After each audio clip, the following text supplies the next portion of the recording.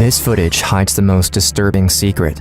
It was taken on August 12, 2000 in Vallejo, California.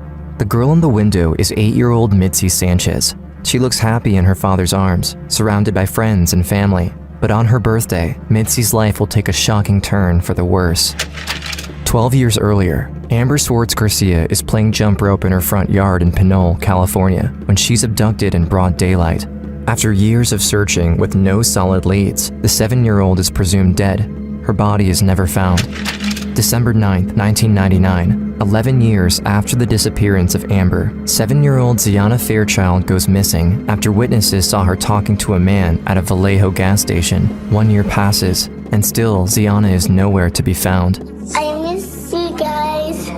For over 12 years, the state of California is terrorized by a serial killer targeting children. Having made 8 victims already, no one knows where he will strike next. But on August 12, 2000, 8-year-old Mitzi Sanchez will become the last victim of the serial killer. She will be forever known as the one who escaped and brought him to justice.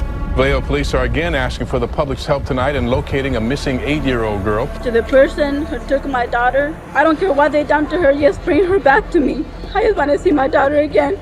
There was someone out there that was hunting children